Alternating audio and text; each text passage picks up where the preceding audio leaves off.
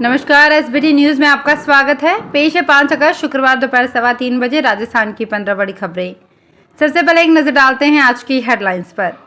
महंगाई व बेरोजगारी के खिलाफ कांग्रेस का प्रदर्शन, नेता गिरफ्तारियां भी देंगे।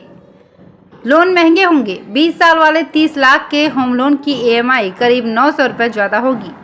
खान आवंटन में SC ST व महिलाओं को मिलेगी प्राथमिकता। अजमेर डिस्कॉम से संबद्ध 11 जिलों में बनेंगे मॉडल GSS। और पेट्रोल डीजल के बाद अब CNG के दामों में बेतहाशा बढ़ोतरी। और अब खबरें विस्तार से। महंगाई व बेरोजगारी के खिलाफ कांग्रेस प्रदेश भर में प्रदर्शन कर रही है। जयपुर में महंगाई और बेरोजगारी के खिलाफ सिविल लाइंस फाटक पर कांग्रेस का धरना प्रदर्शन शुरू हो गया है। इसमें कैबिनेट मंत्री प्रताप सिंह खाचरियावास, महेश जोशी, गोविंद राम मेघवाल, पूर्व मंत्री राजेंद्र पारिक, पूर्व केंद्रीय मंत्री नमो नारायण मीणा, विधायक मनोज मेघवाल, मदन प्रजापत, पूर्व विधायक सोना देवी बावरी और पूर्व महापौर ज्योति खंडेलवाल सहित कई बोर्ड निगमों के चेयरमैन भी धरने में पहुंच चुके हैं। कांग्रेसी कार्यकर्ता व नेता गिरफ्तारियां भी देंगे। इसी तरह झालावाड़ में भी कांग्रेसी कार्यकर्ताओं व ईडी के दुरुपयोग के विरोध में मिनी सचिवालय के सामने धरना प्रदर्शन कर रहे हैं। वहां भी कांग्रेस जिला अध्यक्ष सहित कई नेता गिरफ्तारियां देंगे। बढ़ती महंगाई से चिंतित भारतीय रिजर्व बैंक ने रेपो रेट में 0.50% इजाफा किया है। इससे रेपो रेट में 4.90% से बढ़कर 5.44% हो गई है। यानी होम लोन से लेकर ऑटो और पर्सनल लोन सब कुछ महंगा होने वाला है और आपको ज़्यादा EMI चुकानी होगी। इस बढ़ोतरी के बाद ब्याज दरें अगस्त 2019 के लेवल पर पहुंच गई हैं। ब्याज दरों पर फैसले के लिए 3 अगस्त से मॉनिटरी पॉलिसी कमेटी की मीटिंग चल रही थी। RBI गवर्नर शक्तिकांत दास ने शुक्रवार को प्रेस कॉन्फ्रेंस में ब्याज दरें बढ़ाने की जानकारी दी। राजस्थान के खान एवं गौपालन मंत्री प्रमोद जन भाया ने कहा है कि प्रदेश की नई खनिज नीति अधिक अग्रगामी माइनिंग सेक्टर को तेजी से प्रमोट करने वाली और समाज के सभी वर्गों को माइनिंग से जोड़ने वाली होगी। नई खनिज नीति में SC ST महिलाओं, विशेष योग्यजन, बेरोजगार, टेक्नोक्रेट युवाओं के लिए खान आवंटन प्रक्रिया में आरक्षण होगा। वे जयपुर में एक होटल में 1 दिवसीय माइनिंग, ऑयल एवं गैस कॉन्क्लेव के उद्घाटन सत्र को संबोधित कर रहे थे।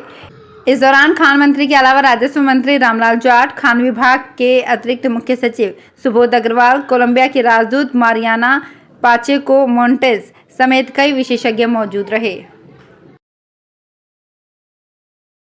अजमेर डिस्कॉम से संबद्ध सभी 11 जिलों में 50 मॉडल GSS बनाए जाएंगे। इससे न बिजली चोरी होगी, न फॉल्ट के कारण बत्ती गुल होगी।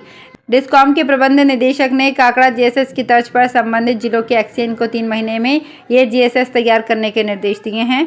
डिस्कॉम के आदर्श GSS के तहत झुंझुनू जिले के बुहाना क्षेत्र के काकड़ा GSS को मॉडल बनाया गया है। पावर हाउस से जुड़े 5 फीडर के सभी 11 गांव ट्रिपिंग फ्री हो गए हैं। इसी तर्ज पर एक्सियन को GSS तैयार करने के निर्देश दिए गए हैं।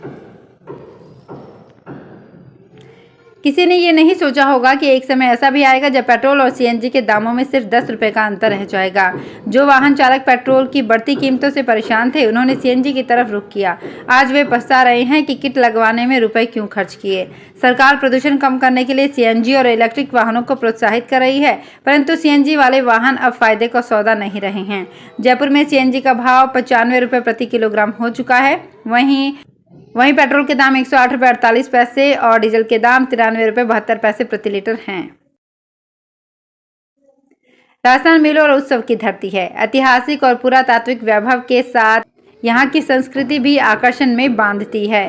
प्रदेश का उद्योग महकमा अब इसी खूबी को कारोबार में बदलने की तैयारी कर रहा है। उद्योग मंत्री शकुंतला रावत का कहना है कि मेलों में स्टॉल लगाने से राजस्थान के हैंडीक्राफ्ट, कला और कारीगरों को बढ़ावा मिलेगा।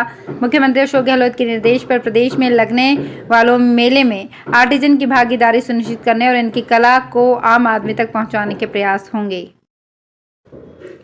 महंगाई के खिलाफ प्रदेश कांग्रेस के आह्वान पर आज जोधपुर में नई सड़क चौराहा पर राजीव गांधी की प्रतिमा के पास धरना दिया गया। धरने में कांग्रेसी नेताओं ने महंगाई के खिलाफ नारेबाजी कर प्रदर्शन किया। कांग्रेसी कार्यकर्ताओं ने पेट्रोल, डीजल और रसोई गैस की कीमतों में लगातार हो रही वृद्धि के खिलाफ विरोध जताया। धरने में कई कांग्रेस नेता शामिल हुए। उन्होंने महंगाई, बेरोजगारी और सरकारी एजेंसियों के दुरुपयोग को लेकर केंद्र सरकार पर निशाना साधा।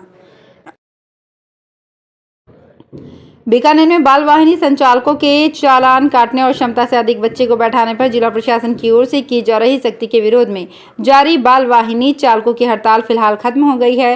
दोपहर बाद चालकों की संभागीय आयुक्त नीरज के पवन के साथ हुई वार्ता में कई मांगों पर सहमति बनने के बाद चालकों ने हड़ताल वापस लेने का फैसला किया। अब शुक्रवार से बच्चों को स्कूल ले जाने का निर्णय किया गया है। इस फैसले से अभिभावकों ने राहत की सांस ली है। हालांकि अगर बाल वाहिनी संचालक तय नियमों के अनुसार चले तो बच्चों की संख्या कम होगी। ऐसे में वे किराए में बढ़ोतरी करेंगे।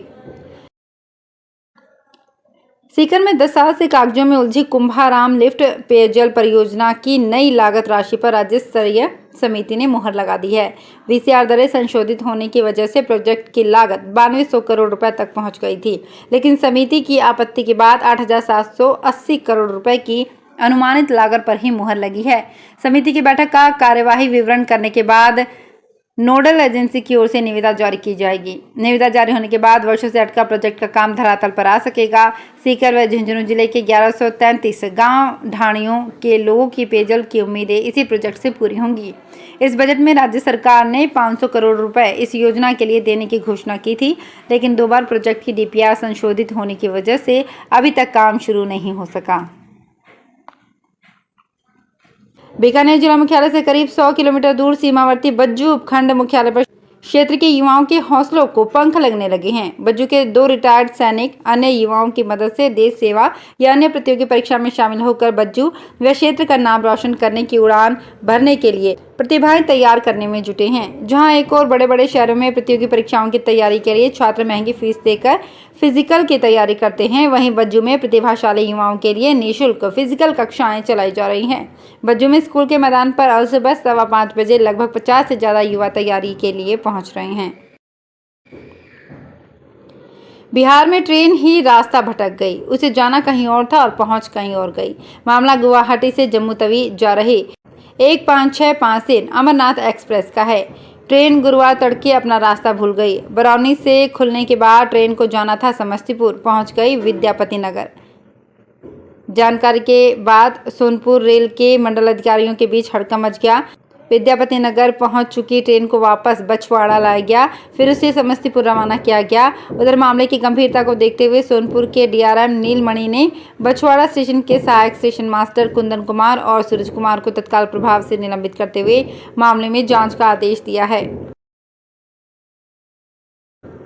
4 साल पहले शिक्षा सत्र 2019-20 में राज्य के जिला मुख्यालय पर शुरू किए गए 33 महात्मा गांधी इंग्लिश मीडियम स्कूलों से 10वीं पास आउट विद्यार्थियों के लिए इस सत्र से इन सभी स्कूलों में विज्ञान संकाय शुरू किया गया है। इनमें व्याख्याताओं के 4 पद दिए गए हैं।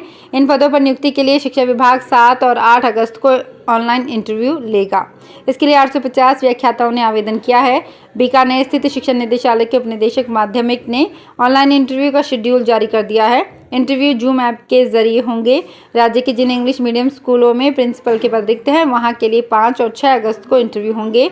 इन पदों के लिए 550 ने आवेदन किया है। जोधपुर के जिला कलेक्टर हिमांशु गुप्ता ने जिले के ग्रामीण क्षेत्रों का दौरा किया और गौशालाओं का निरीक्षण किया। उन्होंने मथानिया क्षेत्र के अंतर्गत उम्मेदनगर और रामपुरा भाटियान में संचालित गौशालाओं का दौरा किया और वहां लंपी स्किन डिजीज से प्रभावित गौवंश के बारे में जानकारी ली। जिला कलेक्टर ने गौशालाओं में लंपी स्किन डिजीज प्रभावित गौवंश को आइसोलेट कर पृथक से रखने और उनके हर संभव बेहतर इलाज के लिए सभी प्रकार का चिकित्सा उपचार सुनिश्चित करने के निर्देश दिए। जोधपुर में जनता जल नलकूप यूनियन द्वारा मुख्यमंत्री अशोक गहलोत के नाम अतिरिक्त जिला कलेक्टर एमएल नेहरा को ज्ञापन सौंपा गया। उन्होंने ज्ञापन में पंप संचालकों का मानदेय बढ़ाने तथा उन्हें नियमित करने को लेकर आवश्यक कदम उठाने की मांग की। इससे पहले वे सभी रैली के रूप में कलेक्ट्रेट पहुंचे और अपनी मांगों को लेकर प्रदर्शन किया। जेडीए आयुक्त अवधेश मीना के निर्देशानुसार अतिक्रमण निरोधक दस्ते द्वारा नियमित रूप से अवैध निर्माणों और अतिक्रमणों के विरुद्ध सख्त कार्यवाही की जा रही है। इसी कड़ी में जेडीए दस्ते द्वारा ग्राम चौपासनी जागीर खसरा संख्या 119 पूर्वी पश्चिमी पाल रोड योजना में सड़क भाग में किए गए अतिक्रमण को ध्वस्त किया गया। तो फिलहाल इस बुलेटिन में इतना ही। फिर हाजिर होंगे कुछ और बड़ी खबरों के साथ। अगर आप भी अपने आसपास की छोटी बड़ी और महत्वपूर्ण खबरों से अपडेट रहना चाहते हैं तो सब्सक्राइब कीजिए हमारे चैनल एसपीटी न्यूज को और प्रेस कीजिए बेल आइकन पर।